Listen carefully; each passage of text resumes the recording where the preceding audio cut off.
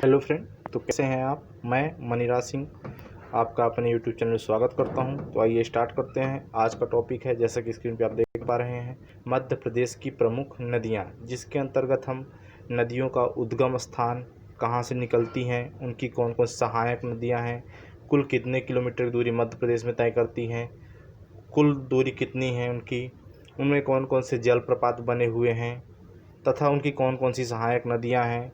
जैसे कि आप मैप में मध्य प्रदेश देख पा रहे हैं, तो हमने उसको विस्तृत रूप से वह किस ज़िले से निकलती हैं उसके मैप के थ्रू, वह कहाँ कहाँ से होके बहती है, उनका आवाह क्षेत्र कौन कौन सा है, तथा अपने आवाह क्षेत्र में किस किस क्षेत्र को हरा भरा बनाती हैं, और अंततः अपने अंतिम यात्रा में कहाँ पे जाके गिरती हैं, पूर्व से पश्चिम की ओर कौन सी नदियाँ बहती हैं, तथा उत्तर से उत्तर पूर्व की ओर कौन सी बहती है, दक्षिण की ओर कौन सी बहती है, कौन सी नदी मध्य प्रदेश की सीमा रेखा बनाती है।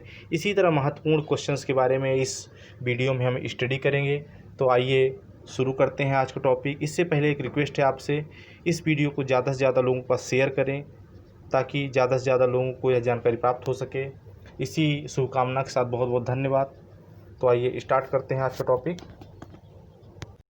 इस कड़ी में पहली हमारी जो नदी है वह है मध्य प्रदेश की जीवन रेखा कही जाने वाली नर्मदा नदी, जिसका उद्गम स्थल मध्य प्रदेश के अमरकंटक अनूपपुर ज़िले के अमरकंटक के पास से होता है। जैसे कि आपको इसे मध्य प्रदेश की जीवन रेखा भी कहा जाता है। नर्मदा नदी 3 राज्यों मध्य प्रदेश, महाराष्ट्र एवं गुजरात में 1312 किलोमीटर कुल इसकी जो लंबाई है वह प्रवाह क्षेत्र है, और 1077 किलोमीटर मध्य प्रदेश में बहती है, कुछ भाग महाराष्ट्र में और बाकी गुजरात में बहती है। और यह एक ऐसी नदी है जो अपने मुहाने पर एस्चुरी का निर्माण करती है। तो आइए और जानते हैं इसके बारे में। इसकी जो सहायक नदियां हैं वह वरनाथ, बंजर, तवा, छोटी तवा, कुंदी, दूधी, शेर, शक्कर, गंजल और गोई नर्मदा बाईं ओर से समाहित होने वाली हैं, और दाईं ओर से ये सभी कुलार, मान, ऊंटी, हथनी आदि नर्मदा नदी की दाईं ओर से मिलने वाली नदियां हैं। और एक क्वेश्चन इसमें बन सकता है कि सर्वाधिक सहायक नदियां किस नदी की हैं, तो वह नर्मदा नदी की सर्वाधिक सहायक नदियां हैं।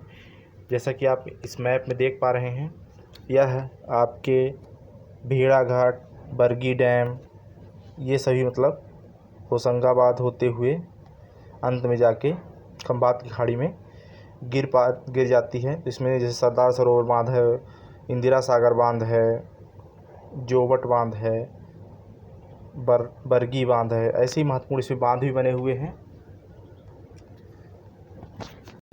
देख लेते हैं कौन कौन से मुख्यतः बांध बने हुए हैं। तो इनमें है इंदिरा सरोवर जो कि खंडवा में बना हुआ है, सरदार सरोवर जो कि नवागांव गुजरात में बना हुआ है, और विश्व का दूसरा सर्वाधिक बड़ा बांध महेश्वर परियोजना जो है वो महेश्वर, और दूसरा है ओमकारेश्वर आदि नर्मदा नदी पर बने प्रमुख बांध है। जिसमें दूसरा सबसे बड़ा बांध है वो गुजरात में नवागांव में बना हुआ है। तो यह किस किस ज़िलों से होकर गुजरती है, तो इसके जो ज़िले गुजरने वालों का नाम है अमरकंटक, जबलपुर, नरसिंहपुर, बड़वानी, झाबुआ, होशंगाबाद, माहेश्वर। ये सभी प्रमुख शहर हैं जो नर्मदा नदी के किनारे में बसे हुए हैं। मंडला भी हमारा नर्मदा नदी के किनारे बसा हुआ है। तो नेक्स्ट देखते हैं, यह भारत की सबसे बड़ी नदियों में 5वें स्थान पर आती है, और टोटल जो लंबाई 1312 किलोमीटर 1077 किलोमीटर मध्य प्रदेश से प्रवाहित होती है। नर्मदा को अन्य नामों से भी जाना जाता है, जैसे रेवा, नमोदास, शंकरी, सोगो देवी, माइकल सुता, इन सभी नामों से जाना जाता है। तो अगली बड़ी नदी के बारे में जान लेते हैं, जो कि है हमारी चंबल नदी।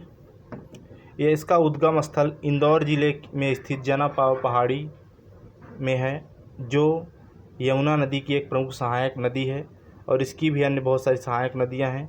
और यह इटावा उत्तर प्रदेश के निकट जाके यमुना नदी में समाहित हो जाती है। जो इसमें बने हुए बांध हैं उनके बारे में जान लेते हैं। तो पहला बांध है गांधी सागर बांध, जो कि मंदसौर मध्य प्रदेश में स्थित है। मंदसौर में ही अफीम का उत्पादन भी किया जाता है।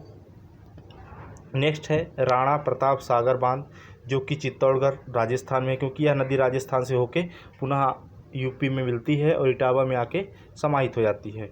तो जो दूसरा बना बांध है वह जवाहर सागर बांध, जो कि कोटा राजस्थान में है। यह सभी बांध जो हैं चंबल नदी पर निर्मित हैं और इसमें जो जल परियोजनाएँ हैं उसमें चंबल जिले का चुलिया जलप्रपात स्थित है, जो कि एक जलप्रपात है मध्य प्रदेश में।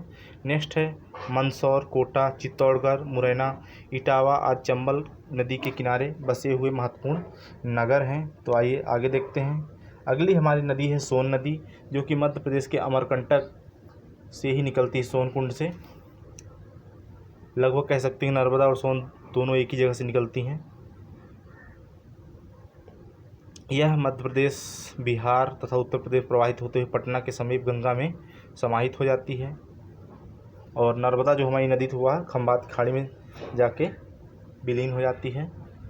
तो सोन नदी एकमात्र नदी है जो दक्षिण से आकर गंगा में समाहित होती है, जबकि नर्मदा जो है वह पूर्व से पश्चिम की ओर बहने वाली नदी है। जो इसकी लंबाई है वो 780 किलोमीटर है तथा इसकी सहायक नदियां हैं जोहिला, बनास, गोपद, रिहंद आदि इसकी प्रमुख सहायक नदियां हैं। तो अगली हमारी नदी है ताप्ती नदी। इसे बॉर्डर लाइन भी कहते हैं, मध्य प्रदेश की यह सीमा रेखा बनाती है महाराष्ट्र के बीच में। तो मध्य प्रदेश के बैतूल जिले के मुल्ताई नामक स्थान से ताप्ती नदी का उद्गम होता है, जिसकी कुल लंबाई 724 किलोमीटर है तथा यह नदी मध्य प्रदेश, महाराष्ट्र तथा गुजरात में प्रवाहित होती है और सूरत के निकट खंभात की खाड़ी में गिरती है। तो ये दो नदियाँ ऐसी हैं, नर्मदा और ताप्ती ऐसी नदियाँ हैं जो पूर्व से पश्चिम की ओर प्रवाहित होती हैं। और जो ताप्ती नदी है यह भी अपने लास्ट जो स्टेज है उसमें एस्चुरी का निर्माण करती है। और इसकी जो सहायक नदियां हैं वो पूर्णा, शिवा, बोरी आदि प्रमुख नदियां हैं। और इसमें एक परियोजना जो है अपर ताप्ती तथा लोअर ताप्ती मध्य प्रदेश और महाराष्ट्र की संयुक्त परियोजना है जो ताप्ती नदी पर स्थित है। नेक्स्ट हमारी नदी है बेतवा नदी। बेतवा मध्य प्रदेश के कुमरा गांव, रायसेन जिले में स्थित विंध्याचल पर्वत श्रेणी से बेतवा नदी का उद्गम होता है और यह मध्य प्रदेश, उत्तर प्रदेश में प्रवाहित होते हुए हमीरपुर उत्तर प्रदेश के निकट यमुना नदी में जाके मिल जाती है। इसका जो पुराना नाम है वो बेतवती है। इसे मध्य प्रदेश की गंगा भी कहते हैं, बेतवा नदी को।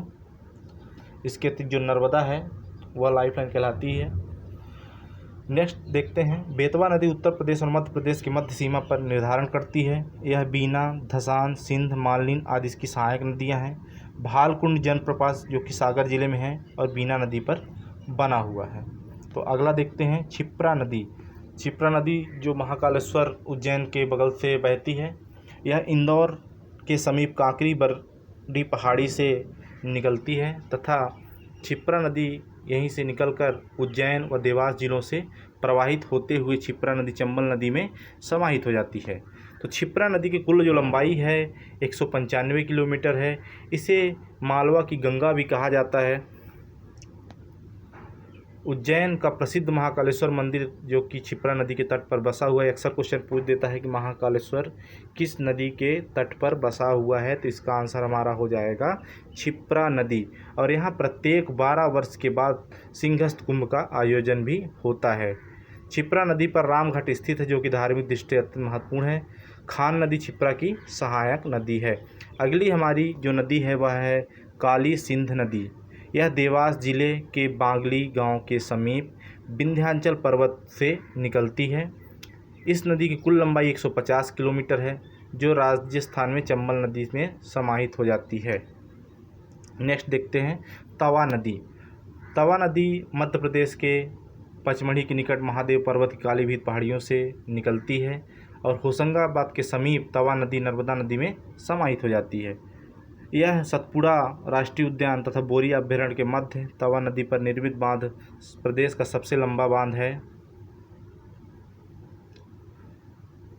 तथा जो इसका संगम स्थल है मांधार जलप्रपात खंडवा का निर्माण होता है। देनवा, मालनी, सुखतवा आदि इसकी प्रमुख सहायक नदियां हैं।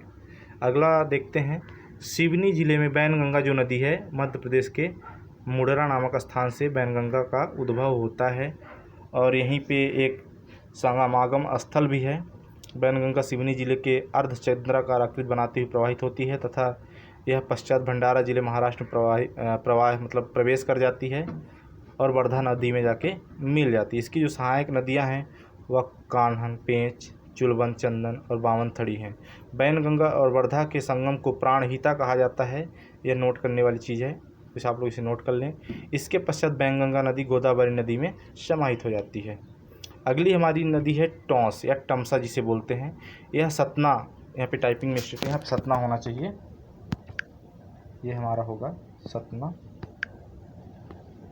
ये सतना होगा, तो ये सतना, यह सतना मध्य प्रदेश की कैमूर पर्वत श्रेणी से निकलती है।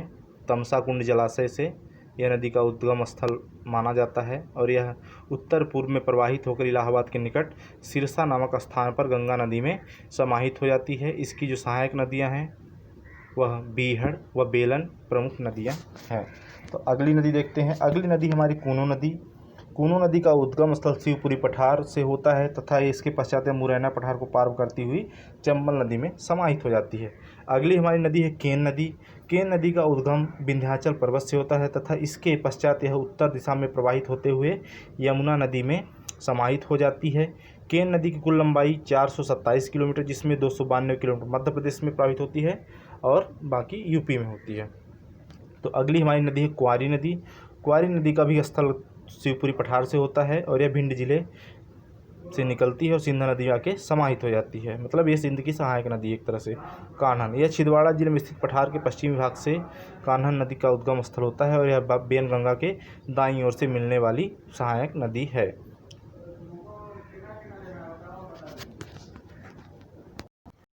इसके अगली नदी हमारी बावनथड़ी, जो कि सिवनी जिले मध्य प्रदेश के बावनथड़ी नदी का उद्गम स्थल होता है। इसके पश्चात दक्षिण की ओर प्रवाहित होते हुए भंडारा जिले महाराष्ट्र में प्रवेश करती है। नेक्स्ट नदी हमारी पार्वती नदी, जो रीवा पन्ना के पठार से पार्वती नदी का उद्गम स्थल होता है और यह चंबल की एक प्रमुख सहायक नदी है। तो आइए डिटेल में देख लेते हैं, जो एक चार्ट के रूप में कौन सी नदी कहाँ से निकलती, कितनी लंबाई है। जैसा कि स्क्रीन पे आप देख पा रहे हैं, सोन और नर्मदा नदियों का उद्गम स्थल आपको दिख रहा है। सबसे पूर्व दिशा में टॉमस नदी सतना में दिखाया गया है। मैं आपको टिक करके बता देता हूँ। ये जो एरिया है आपका सोन और नर्मदा का है। यहाँ से दो नदियाँ सोन और नर्मदा निकलती है। बैनगंगा यहाँ से निकलती है, बैनगंगा, ठीक है। और यहाँ से निकलती है तमसा, जो मैंने अभी आपको बताया। और केन नदी यहाँ से निकलती है, केन। यहाँ से हमारी निकलती है बेतवा। सिंध नदी हमारी यहाँ से निकलती है ग्वालियर साइड से, भिंड मुरैना। उसके अलावा जो हमारी ताप्ती नदी है वह यहाँ से निकलती है। ये ताप्ती का रेड कलर का जो क्षेत्र दिख रहा है आपको, वह ताप्ती नदी का है। और ये चंबल का है। ये क्षेत्र जो है ग्रीन कलर का पूरा चंबल का प्रवाह क्षेत्र दिख रहा है। तो इस तरह ये हमारी कुछ महत्वपूर्ण नदियां हैं। ये जो आपको ये पूरा एरिया दिख रहा है, ये जो एक ब्लू कलर की लाइन दिख रही है आपको, यहाँ से लेके ये पूरा जो अपवाह क्षेत्र है वो किसका है, नर्मदा है। ये हमारी चंबल का अपवाह क्षेत्र है, यह सिंध का, और यह जो थोड़ा सा क्षेत्र है बेतवा का, यह धासन और केन का है, ये तमस नदी का है, और ये जो है सोन का अपवाह क्षेत्र है। इसके अतिरिक्त जो बैनगंगा है उसका अपवाह क्षेत्र ये है, और आपको रेड कलर जो दिख रहा है वो ताप्ती का अपवाह क्षेत्र है। इसके अतिरिक्त यह चार्ट है जिसमें आप आसानी से देख सकते हैं कि नर्मदा नदी कुल लंबाई 1312 किलोमीटर है, जो मध्य प्रदेश में 1070 किलोमीटर बहती है, और उद्गम स्थल अमरकंटक, अनूपपुर है, और इसकी सहायक नदी तवा, शेर, सक्कन, ये सभी हैं। दूसरा है हमारा चंबल, जो 965 किलोमीटर की लंबाई है, महू के निकट जनापाव पहाड़ी से निकलती है। ताप्ती 724 किलोमीटर है, जो कि बैतूल जिले के मुल्ताई से निकलती है। सोन 780 किलोमीटर है, जो कि अमरकंटक, अनूपपुर से निकलती है। बेतवा 380 किलोमीटर जो कि कुमरा गांव से निकलती है। तवा 117 किलोमीटर जो पचमढ़ी मध्य प्रदेश महादेव पर्वत श्रृंखला से निकलती है। उसके बाद छिप्रा 85 किलोमीटर कांकरी बरगीट से निकलती है। वर्धा वर्धन शिखर से निकलती है। सभी सहायक नदियाँ हैं कुमारी, शिवपुरी, पार्वती सीहोर जिले से निकलती है। कुनू 180 किलोमीटर शिवपुरी पठार से निकलती है। दासान 240 किलोमीटर रायसेन से। टोंस तमसा 320 किलोमीटर कैमूर पहाड़ी से निकलती है। माही 583 किलोमीटर। बैनगंगा 570 किलोमीटर पारसवाड़ा पठार से सिवनी से निकलती है। केन 292 किलोमीटर विंध्याचल पर्वत से निकलती है। सिंध सिरोजा गुना से निकलती है। काली सिंध 150 किलोमीटर बांगली गांव देवस से निकलती है। गार लखना सिवनी से। छोटी तवा बैतूल। तो ये कुछ महत्वपूर्ण नदियां हैं। और एक क्वेश्चन अक्सर पूछ देता है कि मध्य प्रदेश में सिंचाई का जो साधन है वो कौन सा है, तो कुएं और नलकूप इसका सही आंसर हो जाएगा।